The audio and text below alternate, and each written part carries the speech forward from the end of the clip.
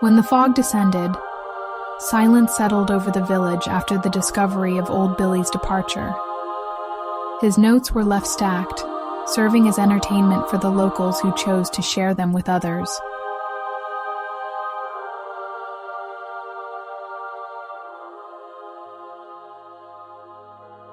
Number 008. The Truth of the Oasis.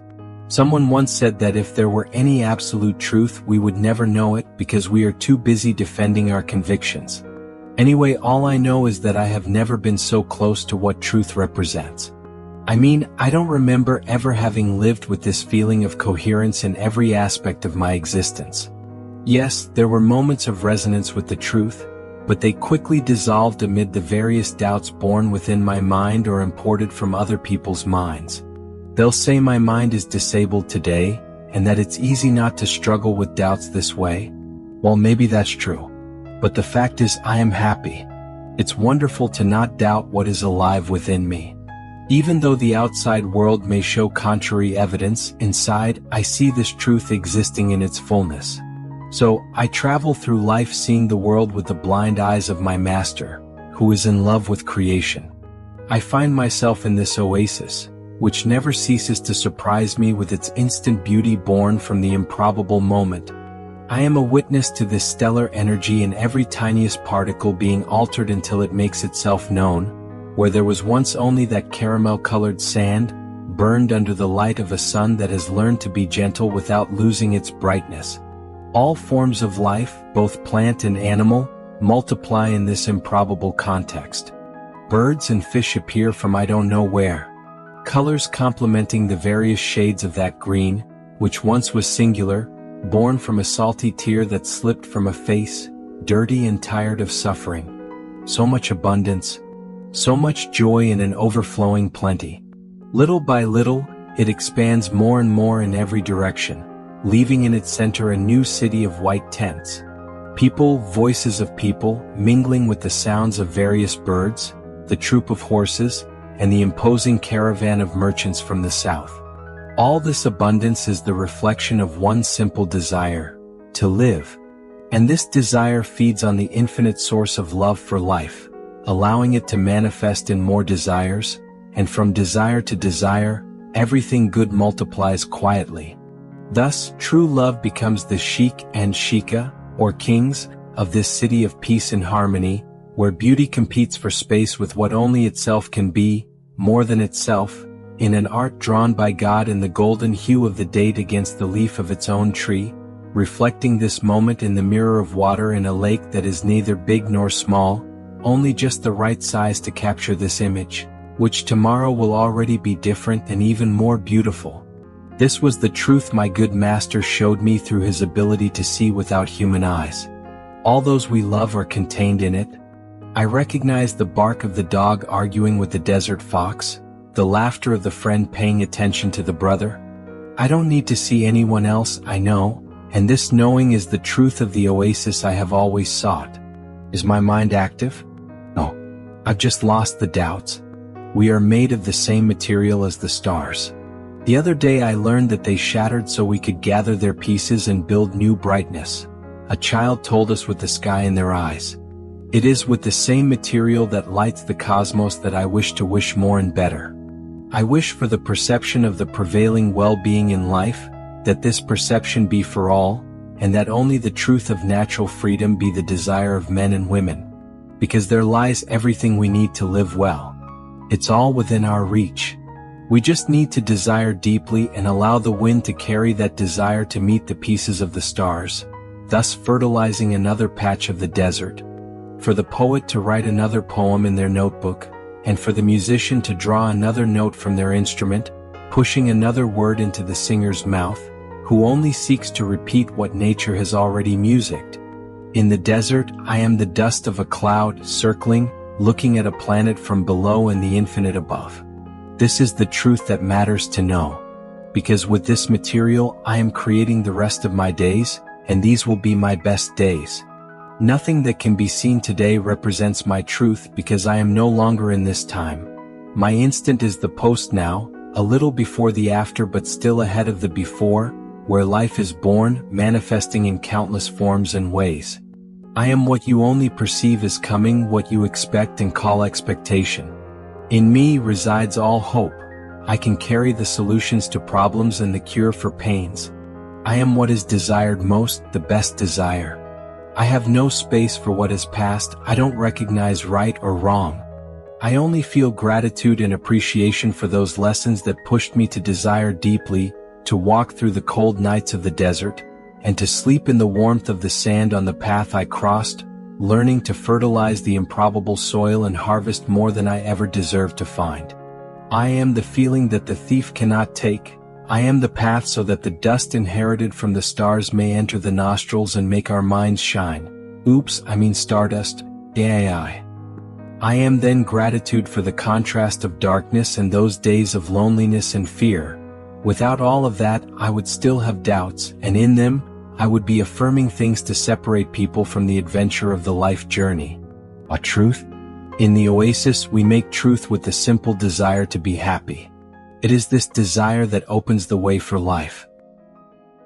Okay, everyone, I have been waiting for this particular text. It was because of it that I became interested in Old Billy's writings.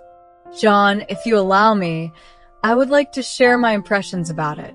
Sorry, it's quite extensive. Go ahead, Ava. 1. Truth as a living experience, not a fixed concept. The text challenges the idea of absolute truth, suggesting that if such a truth exists, it is often obscured by personal convictions and societal constructs. Instead of positioning truth as a universal principle to be discovered, the narrator presents it as a deeply personal and ever-changing experience. Anyway, all I know is that I have never been so close to what truth represents. This statement acknowledges the elusive nature of truth, while simultaneously embracing an internal resonance with it. The narrator suggests that truth is not something external to be pursued, but something that manifests when the mind ceases to doubt and resists the need for rigid definitions. This aligns with philosophical perspectives such as existentialism and certain Eastern traditions, for example, Zen Buddhism, which suggest that truth is not found in abstract principles, but in lived experience and inner clarity. 2. The Oasis as a metaphor for enlightenment and inner abundance. The oasis functions as a powerful symbol throughout the text. Traditionally, an oasis represents a refuge from the harshness of the desert, a place of nourishment and rest. Here, it is not merely a physical location, but a state of being, a mental and spiritual sanctuary where truth, abundance, and peace flourish. So much abundance. So much joy and an overflowing plenty. This imagery suggests that the oasis is born from within, rather than being stumbled upon externally. The description of birds, plants, and people thriving in this improbable environment hints at the idea that, once aligned with one's truth, life itself begins to reflect that harmony and prosperity. The desert, once barren and desolate, transforms into a place teeming with life, mirroring the internal transformation that occurs when one finds inner peace. The idea of an oasis being created through belief and desire echoes themes found in spiritual and metaphysical traditions, where faith and perception shape reality. This can be linked to concepts like the law of attraction, Sufism's idea of divine presence in the everyday, or even Platonic ideals of forms manifesting into reality. 3. The role of perception and seeing beyond the physical. A crucial moment in the text is when the narrator describes seeing with the blind eyes of the master, implying that true vision does not rely on physical sight, but on an inner knowing. This was the truth my good master showed me through his ability to see without human eyes. This directly relates to spiritual traditions that emphasize inner vision over literal sight. In mystical teachings, blindness is often associated with deeper insight. For example, the blind prophet Tiresias in Greek mythology, or the Sufi idea of the eye of the heart. The master's blindness, therefore, is not a limitation but a gift, a way of perceiving reality beyond surface-level appearances. This ties into the idea that truth is not dictated by external circumstances, but by an internal state of awareness. Despite what the world may show, the narrator chooses to see the world through the master's perspective, one that is filled with beauty, coherence, and peace. 4. Stardust and the cosmic connection to creation. The passage about stardust is one of the most poetic and philosophical in the text, reinforcing the idea that human beings are fundamentally connected to the universe. We are made of the same material as the stars. The other day, I learned that they shattered so we could gather their pieces and build new brightness. A child told us with the sky in their eyes. This line references a scientific truth, that the elements in our bodies originated from ancient stars, but it transforms this fact into a poetic metaphor for human potential. If we are made of stardust, then we carry within us the capacity to shine, to create, and to transform our surroundings. The child's role in this revelation is also significant. In many spiritual traditions, children symbolize purity, wisdom untainted by societal conditioning, and an unfiltered connection to the divine. The idea that a child, someone unburdened by doubt or rational skepticism, delivers this insight reinforces the theme that truth is often more accessible to those who have not yet been conditioned to reject wonder.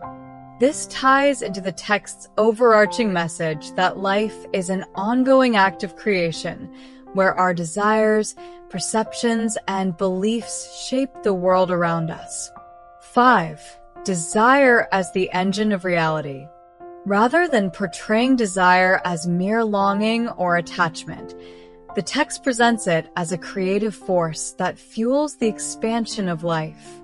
All this abundance is the reflection of one simple desire: to live.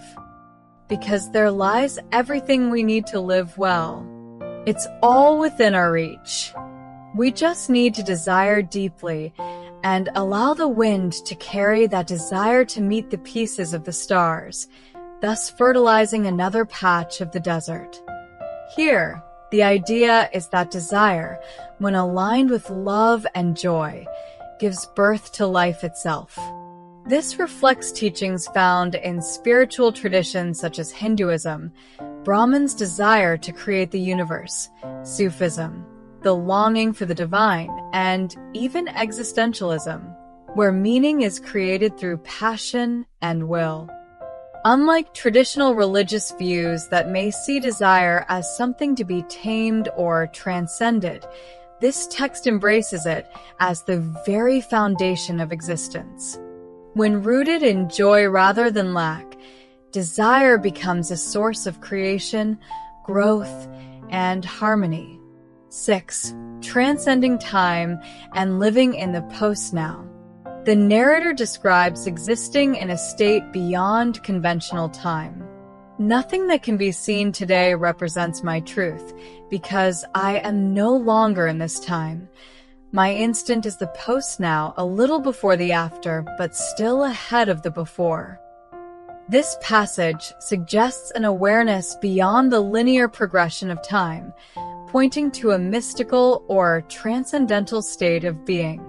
It echoes philosophical and spiritual ideas found in Eckhart Tolle's Power of Now, which emphasizes present moment awareness.